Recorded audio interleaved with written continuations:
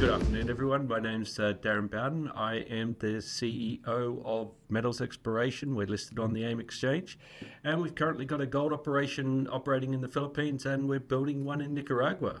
Good afternoon to you, Matt. Dan, good to see you. Good to see you. Well, look, let's start with Nicaragua. I mean, that's the thing. That's the new kid on the block here. How are things going on the ground? Yeah, it's pretty exciting. Things have moved forward very well. The construction-ready team have been there on the ground. The earthworks or bulk earthworks for the processing plant's done.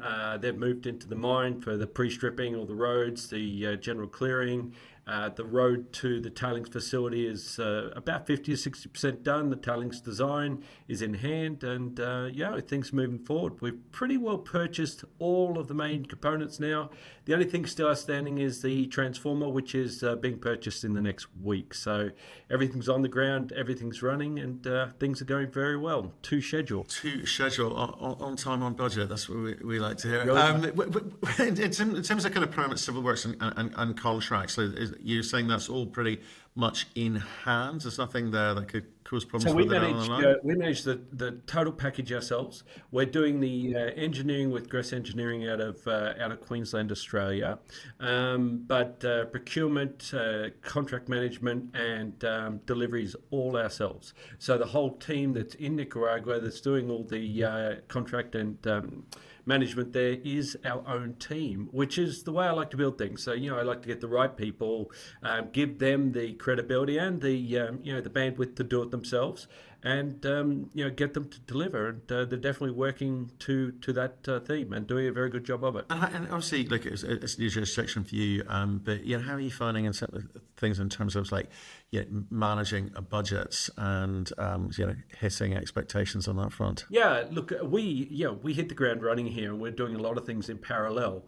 We set ourselves up with a budget of about 160 million, and we're still tracking extremely close to that. Now, we've just about finished every part of the engineering. All the procurement's done except for one item, as I mentioned. So, that budget's now become very tight. Every step you take, you get closer and closer to confirming that things are moving in that direction. We're actually ahead of schedule in nearly every aspect of the build. And all major tenders have now been let, including structural steel erection, concrete formation and pour. Everything's out there, and so we know that the budget itself should be pretty solid. And what's the kind of this kind of ramp up through to what is the commissioning sequence or the kind of cold commissioning plan, and when do you kind of hit that? Yeah, so critical path right now is delivery of the transmission or energy to the site through the Enatrel, which is the local transmission grid. It's government owned. They've just been given the go-ahead and the PO to do the design work for that substation connection. So they basically build the transmission to their side of the sub. We take it off that side and build from there on. All the design on this side of the sub's pretty well done. We're just waiting for their stuff to come in. We did the design of the transformer. They've signed off on that design, and that transformer will go out for PO, as I said, in the next week. The transmission, the good thing is the construction of that, it's only a 200-metre line because we're coming off the national grid, which is on the road right beside the plant. So from a construction point of view, there's not much to it. It's the delivery of that main transformer and the timing around that that's quite critical. Now, that hits the ground somewhere around June, July. Everything else should be ready to go. We install that, we connect it, we run the initial test, and we'll start energizing the site somewhere in September. So we'll do mechanical commissioning, whatever can be done without energy before that, and we'll start dry commissioning somewhere around September, October next year, with first gold pour targeted about 6 to 8 weeks after that. Okay. And in terms of that kind of, and when you actually sort of go through the process of validating the kind of the recovery curves? So we've already got all the metallurgical work was previously done. We're now re-drilling some of those areas, and we will redo some of that metallurgical work, test work ourselves. We're not seeing anything different in the metallurgy in the ore that was previously done, so we do believe that they're pretty, it's pretty solid work. It's been done over 12 years, and I think it was done a few times. And that target around the 92% recovery, I think, is pretty realistic. We've basically gone to that design in terms of the grind size. The CIL, we've actually increased the tank capacity to give ourselves a little bit more leaching time. So we've got a little bit of extra capacity in the system. Actually, the system's designed for about 1.8 million tonnes versus about a 1.4 million run, which we're targeting. So we've given ourselves that capacity to, one, grow, which we really want to try and, which we will be doing in Nicaragua as we take step by step. But two, it gives us that little bit of extra capacity to work with while we're building. We're building through that first year or two. So, like, obviously, you've got money coming in from Runruno, etc., and you like to manage things yourselves. So you've got a bit of I guess, flexibility, optionality in terms of, some of the things that you can control, but sort of looking, but you still at the end of the day, need to be just shaving away at the costs and trying to, reduce that ASIC number. What are the sort of levers that you've got available to you in terms of, securing pricing on power, fuel, consumables, etc.? That's the other end of the equation. It really is. Look, as we know, the labour cost is not significant there, and it ends up about 12% of the total budget. Normally that can be in Australia or Canada somewhere around 40 or 50%. So from a labour perspective, that's not the driver here. The biggest driver in Nicaragua is energy.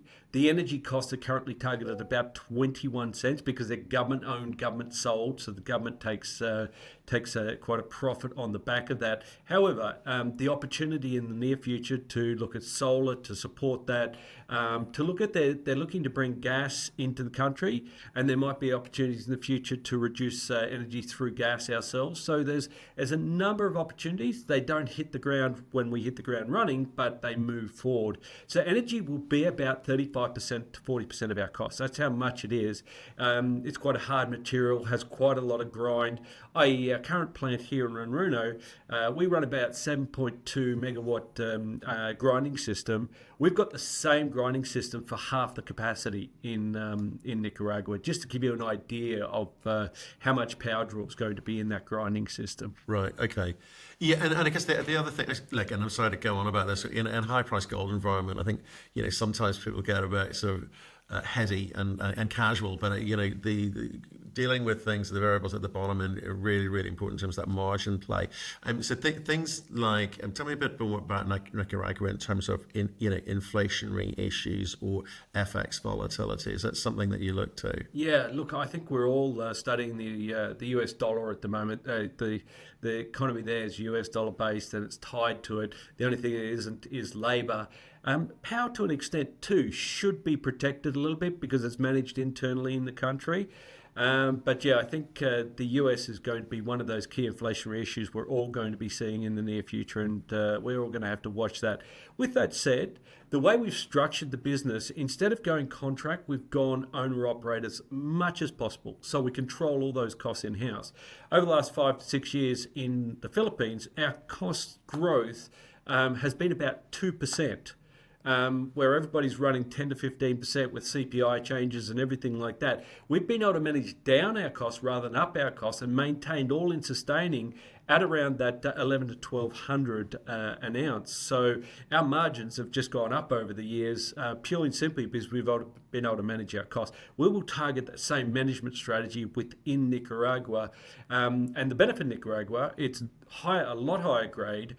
We'll be producing 50% more ounces than we produce in the Philippines for about the same cost structure. So we're bringing our costs down around the 900 to 1,000 all-in sustaining versus what we're running now, 1,200 to 1,300. Well, that's it's great. nice. It's very nice. Well, do you know what? I get a lot of CEOs coming in saying, "Well, the new cost environment that we're looking at is around 1,400 ASIC." So it's anything below 1,000 has always been, and I think today's climate is exceptional. Right, again, just kind of sticking. So I understand the detail. We're at that point now where it's kind of important. Artisanal mining, obviously you talked about the government's involvement. Let's talk about artisanal. In terms of the agreements that you've kind of got in place, in terms of the kind of jurisdiction, relative enforcement, buffer zones, encroachment, etc. Tell me about the agreements and the plans for managing that going forward. Yep, it's a good question. And we've talked about this before in previous interviews. I'm a big fan of synergistic operations, large scale, small scale, working together, and trying to be able to build that harmony around different types of ore bodies within the same jurisdiction. The government has in the mining law a 1% requirement. 1% of the resources known have to be offered to small scale mining. With that said, there's a significantly greater number of small-scale miners than that 1% would entail already in the area. We've already got agreements on our main areas to remove the small-scale miners, and they have moved. So our main areas are now free of small-scale miners. The whole of the Lindia pit does not have any small-scale miners anymore. We bought all the land. We did a deal with the cooperative that was there. We've moved the cooperative out under that agreement. We've also got agreements with other companies who look to help manage small-scale mining, to look at us building a small-scale plant within our area, okay, to control all of those, called the external factors. There's hundreds of veins here. A large chunk of them have no real value to us. The half meter to a meter wide, small scale miners love them. We as a large scale really can't make money off them. And we allocate and will allocate those areas to the small scale miners. But the problem we've got is you can't just allocate those areas. Because what they do is they then go and take that ore back into their own houses. They crush it with rocks in their houses and they process it in their house. And the environmental and the human aspect of that is just not acceptable.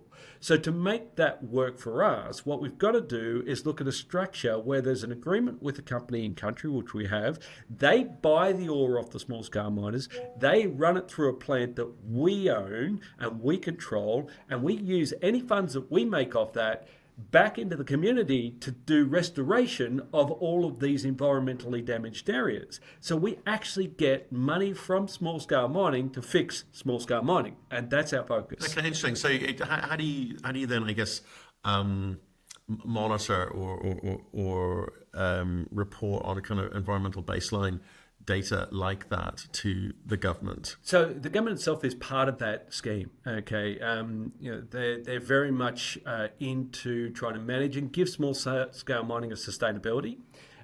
So part of those agreements, the government is of course overseeing. Because it is revenue that they're missing out on to an extent, because it's not actually as taxable now as it will be once it goes through a plant that we produce, and it will have a royalty stream that'll come off that as well for the government.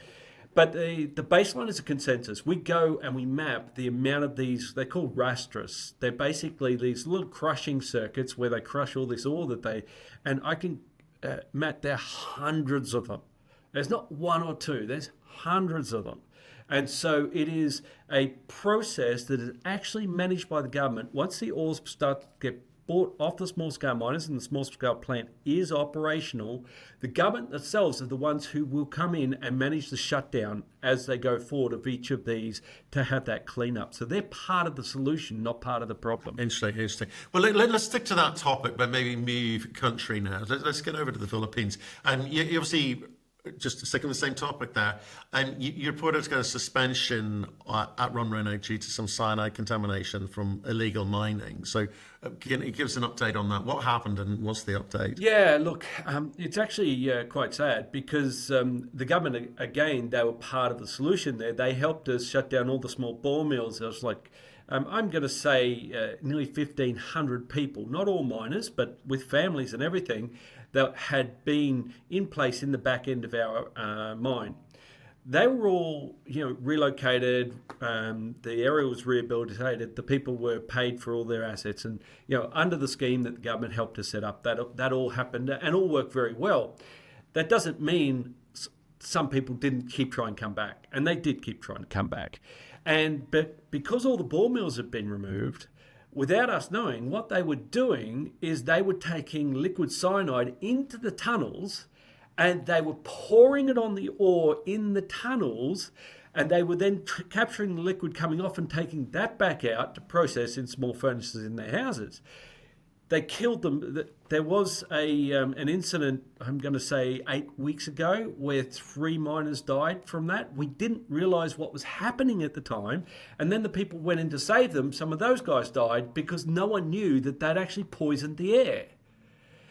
So, long and short of it, we only discovered this when we found that it started killing our bugs. And then we figured out what was going on. They were creating this problem themselves. Now the government is now proactively helping us stop these people from hurting themselves. So there has been more of movement since that.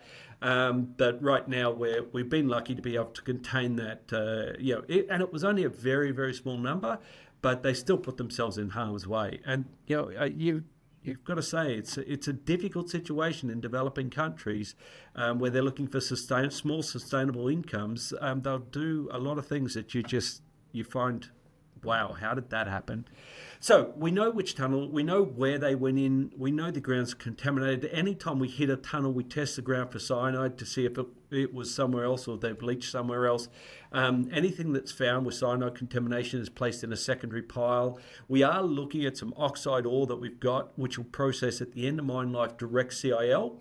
Anything that's contaminated will go direct CIL as well. So we've got the protocols in place. We've got it under control. We did lose 6 or more weeks. So we lost 6 weeks of production. Then it takes 2 weeks to get the whole circuit back with the gold in circuit needs to be replenished back in circuit. So really we lost over 6 weeks worth of production. Back on track, fully producing again. We're going to have a bad quarter. I'll just put it out there. It took a little bit out of us. But we're still tracking to the bottom end of guidance. And as I said, I think our cash flow is going to be well in excess of the 110 to 120 million, which we gave as guidance previously. We're going to be right on that mark. So we haven't lost too much. The gold price has helped to offset some of that because we were hoping to be at the top end of guidance. Well, we're probably going to be at the bottom end of guidance. Okay, and we'll come back to that in a second. But just finish off on this. This was illegal miners taking, well, a course of action, which, obviously unbeknownst to you, but you're going to work with the government to actually resolve this and set up a sort of upstream monitoring system to make sure that this doesn't happen again, and whatever else the government is going to do to kind of help. So that correct. Okay, yeah, just be clear. Lessons learned. Lessons learned. You can't be everywhere all of the time. These things are set to test us for sure. Just in terms of that, prior to disruption, the recovery rates were sort of 91%, that sort of level. Can you talk through some of the things that you were doing to kind of increase that, whether it be blending or grind control or whatever you were up to? Look, and that's about design for the plant, because the BIOX system can only, the amount of oxidation you get through the BIOX isn't, it's not 100%, so you're never going to get to a 95, 96% recovery, but then again, we see most oxide ore bodies at 92% is a very nice number to have. We have hit a little bit of oxide, which, as I said, now is going to be processed at the back end of the plant. Because it's through a flotation circuit, you lose a lot of gold through float, and we're in that stage where there's some transition material. Our recoveries will come down a percent, maybe 2% in the last quarter. Because of that, we have seen a drop-off in recovery in the last quarter. And we're actually now, our algorithms have been updated to include some of those differentials in the ore that we're treating through a process plant that's very specific in the ore that it requires. So there are some losses, and we're going to see those probably more in 2026 as we go into stage 5 and 6, where there's more of that oxide transition material. But still, we'll be tracking well above the 85 to 86% even next year. And this year, we should stay above the 89, 90% for the whole year. Okay, we're going to talk about Dupax in a second, but just on run, Rune, in terms of that life of mine extension, is there much more that you can do there? At the moment, it's set in sort of 2026-ish, isn't it? We've looked, we're picking up 100 ounces here, 100 ounces there. We're dropping 100 ounces here, 100 ounces there. It's not moving, and it hasn't moved for 4 years. Whatever we've tried to do to increase it, it really is a very fixed ore body. This 6 weeks delay actually just gets picked up next year. You're not losing anything. If it was a 20-year mine life, that would be a loss. But because you only got 18 months, it's actually not really a loss, is it? So no, we're not able to extend that mine. Really, it's going to be. We're very focused on getting Dupax, as you say, moving forward. We're very close to putting our first target drill hole in because the geophysics is finished.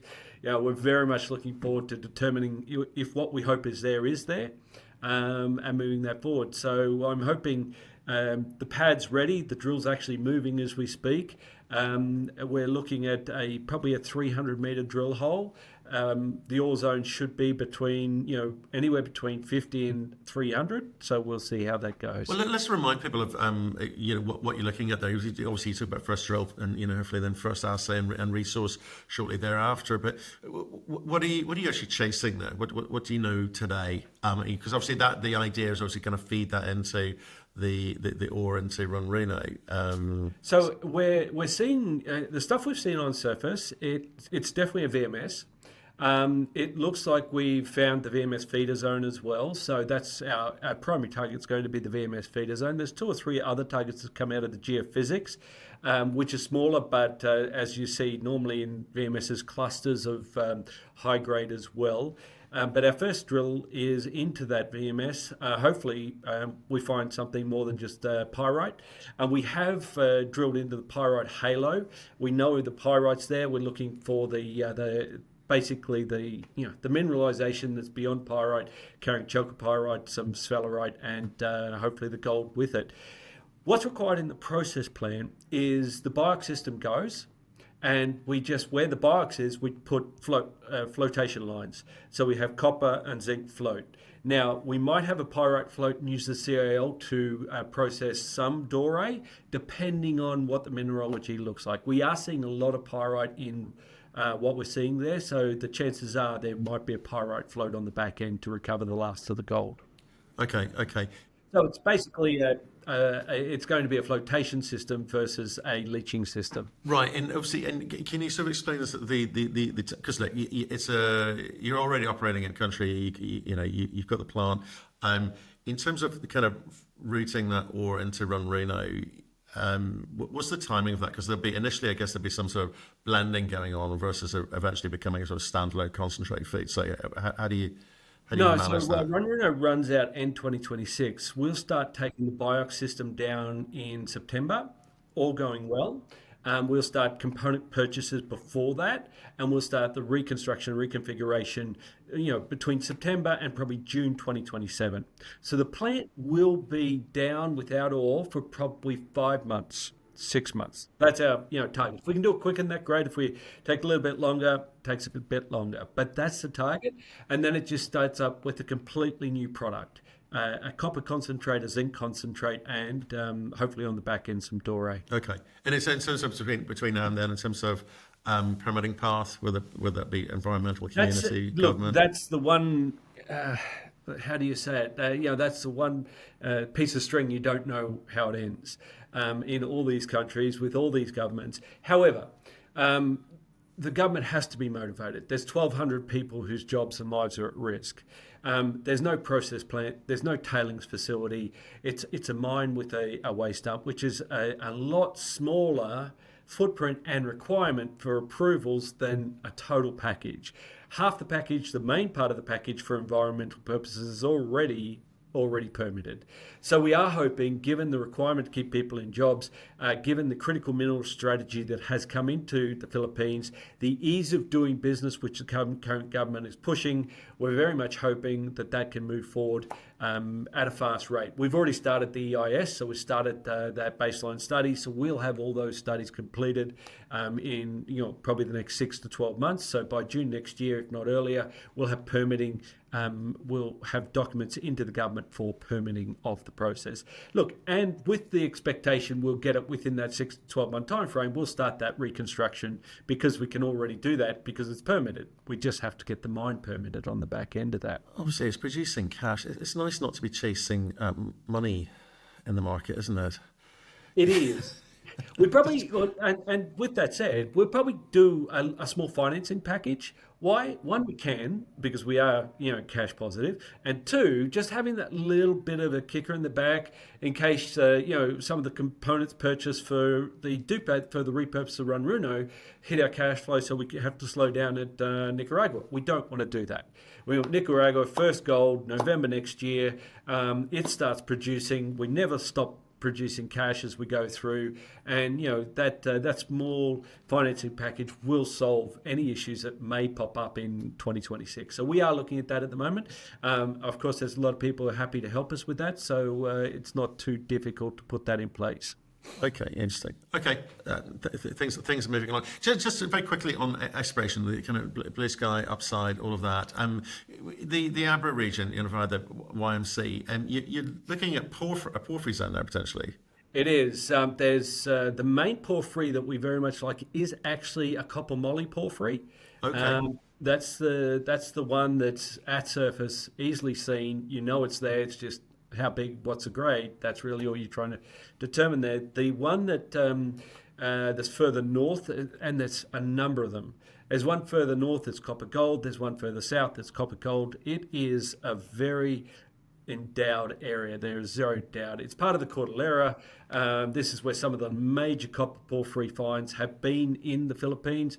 Some of the, there's been 40 million ounces produced up that way. So there's a lot of gold. There's a lot of copper. Far southeast, one of the biggest copper gold deposits in the country is in that region as well. You got Baton Buhai, which is another copper gold deposit. This is a very rich area, and it's exciting. We're working through with the government right now to get the sign off for the Indigenous people, and we're hoping, as I've said previously, that we'll be up there drilling Q1 next year. We've already got 2 rigs in Dupax, so we're ready to start drilling Dupax. We'll probably get a third one there. It's ready to go once we know that there's something to chase there. But Q1 next year, we will be hopefully up there putting some holes into what is really the future of this company. We talk about Nicaragua, 15, 20 years doing 150,000 ounces. We talk about Dupax, which probably would do a higher cash flow if the grades are anything like what we think they could be in a VMS. But compared to the size of our Moby Dick, our white whale, they're just the forerunners to give us the cash to move to that next stage, our next growth stage. It's very interesting times. I mean, that's the bit of the story. But obviously, get the build done, get some revenue flowing, but keep the revenue going. Keep the revenue going. I think the potential of this company is around that exploration, discovery, because as I say, it's highly, highly prospective opportunity there for you. Well, like Darren, and let's talk about that another time, because I think that there's a whole conversation around that and how you're getting after that. But you've got the cash to do it, so maybe come back and tell us about that when there's more to say. Darren, appreciate time. Good to hear that update, and glad that things are going well on the ground. And we'll speak to you soon. Thank you very much, Matt. Have a great day.